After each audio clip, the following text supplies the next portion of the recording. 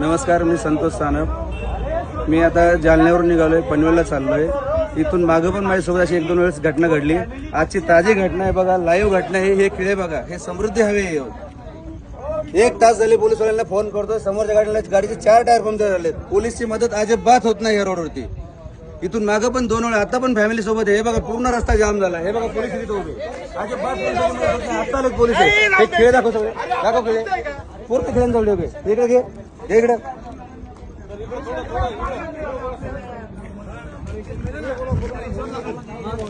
भाऊ, इथून मागून माझ्यासोबत अशा घटना 2 वेळा झाल्यात.